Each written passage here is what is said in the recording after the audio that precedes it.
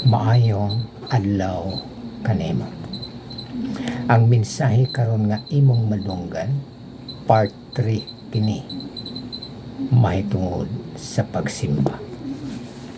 Nakahibalo ka ba nga kadaghanan sa mga katawhan karon na nagsimba ngadto sa Dios nga mga anak sa Yawa?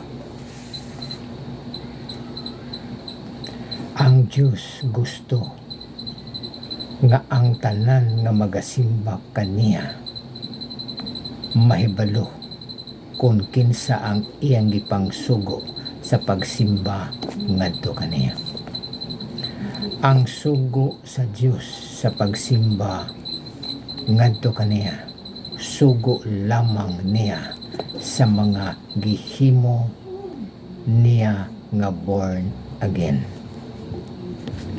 Duha ka klase ang tao dinhi ining kalibutan.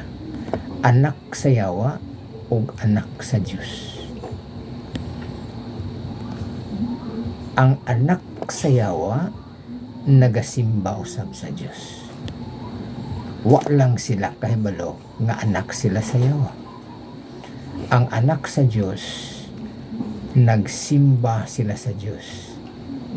Nga ang ilang pagsimba tukma sa gisugo sa Dios ngadto kanila. Paminawa ni pag-ayo nga mensahe basin kung usa ka sa mga kadaghanan nga mga tao nga nagsimba ngadto sa Dios nga mga anak sila sa Yawa sa pagtan-aw sa Dios kanila.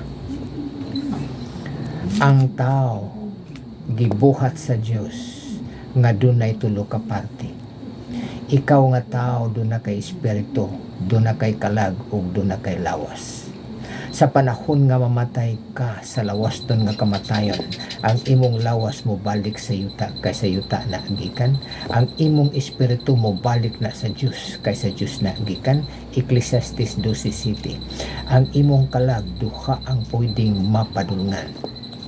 Kalag kung anak ka sa Dios, langit. Kalag kung anak ka sa Yawa sa iyang pagtan-aw, sigurado inferno. Gusto siya nga Dios nga ikaw makahibalo sa imong kahimtang kung kinsa ka. Kung ang Dios ang patan-awon, anak ka ba niya o anak ka ba sa Yawa? Sa wala pa ang sala misulod sa kalibutan, siya nga Dios nga nagbuhat sa tao, ang tao iyang gideklarar, iyang giangkon nga tanan iyang mga anak. Mga Buhat 17:29. Sa wala pa ang sala misulod sa kalibutan, tanan nga mga tao mga anak sa Dios kung siya nga Dios ang pasultihon. Og diha nga panahon mao kana ang panahon nga siya nga Dios Amahan nagpili ng daan og mga katawhan nga gusto niyang pasudlon sa langit.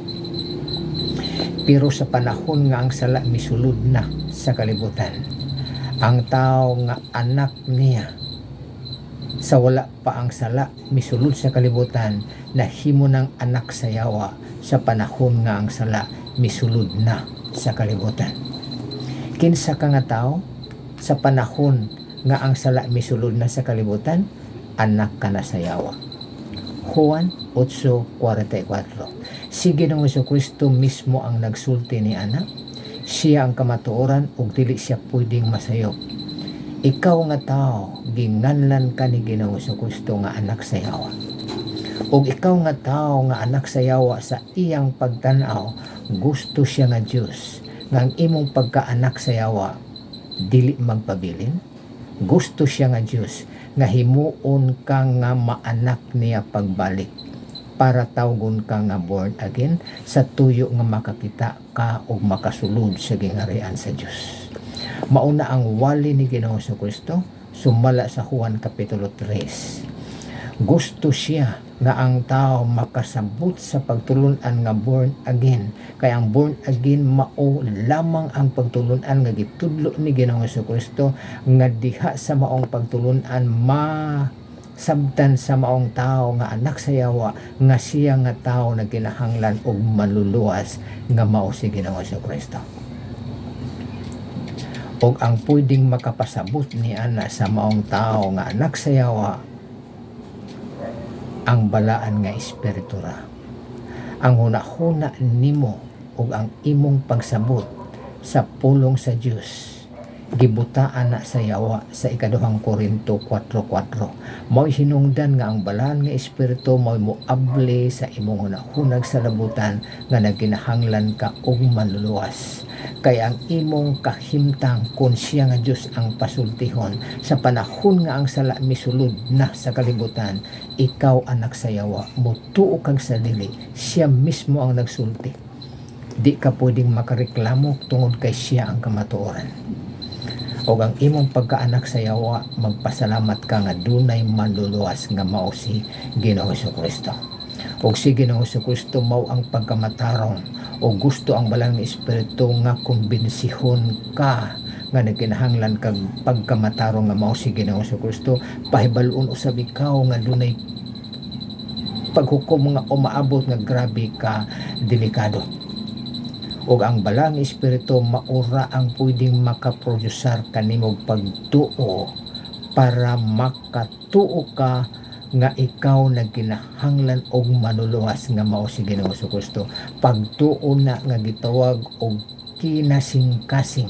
Sumala sa Roma kapitulo 10 bersikulo 9 ug 10, ang pagtuo nga kinasing-kasing ang balang nga espiritu ra ang pwedeng makaproducer kanimo para ka ang imong pagtuo madawat sa Diyos. Og mo resulta ka nagpagdawat sa iyang anak nga bugtong nga mao si Ginoong Jesucristo nga bugtong maluluwas sa imong kalag. Dawata si Ginoong Jesucristo ingon nga imong Ginoo og maluluwas sa imong kinabuhi, kay maunay trabaho sa Espiritu Santo sa imong kinabuhi nga kumbensihon ka para ka makadawat sa anak sa bugtong nga Dios nga mao si Ginoong Jesucristo. Og ang pagdawat kaniya tingali mangutana ka, asa si Ginoong Jesucristo kay akong dawaton? Si Ginoong Jesucristo nag-ingon duha o kung tulong magakatigom ana ako sa ilang taliwala. Niingon pagid siya nga ako nagatuktok sa portahan sa kasing-kasing sa tao. Kung dunay magapatalingog sa akong tingog ug moabli kaniya mosulod ako. Kaniya kang kinsa sa tao nga anak sa yawa. Para mosulod si Ginoong Jesucristo sa tao nga nahimong anak sa yawa, para kung naana sa sulod si Ginoong Jesucristo sa mga tao, tawgo na siya nga anak sa Diyos pagbalik, born again na. O kana nga panahon, mao na ang panahon nga mahagawas ka sa kadaghanan nga nagsimba sa Diyos nga mga anak sa yawa sa iyang pagtanaw. Dawata si Ginoong Jesucristo ingon nga imong Ginoo og maluluwas sa imong kinabuhi karon. Ayaw palabi ang panahon, giyahan ko ikaw, mao kini ang pagampo. Paminawa pag-ayo, pamalandungi. Ginoong Hesus, gikinahanglan ko ikaw. Ako nagaabli sa pultahan sa akong kasing-kasing og kinabuhi, ug dawaton ko ikaw ingon nga akong Ginoo og maluluwas. Sulod ka karon kanako Ginoong Hesus sa akong kinabuhi ug salamat sa imong asahan nga mosulod ikaw kun ikaw pasulodon. Salamat nga ania ka na sa sulod nako. Salamat nga imo akong gihatagan karon sa kinabuhi nga walay katapusan ug sa imo usab nga pagpasaylo sa tanan nako nga mga kasalanan. Himo ako nga tao Ginoong Hesus sumala sa imo nga kabubuton. Salamat nga ako nahagawas na sa mga kadaghanan sa mga tao nga nagsimba nga ang imong pagtan-aw di ay mga anak sa yawa. Salamat nga ang imong balang espiritu nag-abli sa akong unahon nagsalabutan, giprodusahan akong pagtuo nga kinising-kasing nga pagtuo nga gikan gid kanimo. Salamat Ginoong Hesus sa imong gihimo didto sa krus sa Kalbaryo para kanako. Amen. Kato nga pag-ampo kung wala pa nimo nadawat si Ginoong Jesucristo, sunda kadto ang mga pagampo para ang imong pagsimba ngadto sa Dios dili ka maapil sa kadaghanan nga ang pagtan-aw sa Dios anak sa yawa. Gusto ang Dios nga ang imong pagka-anak sa yawa himuon niya nga maanak niya pagbalik para ka tawgon nga born again. Ang born again dili relihiyon. Ang born again pagtulon ana nga gitudlo ni Ginoong Jesucristo sa tuyo nga ang tao makakita og makasulod sa gingharian sa Dios.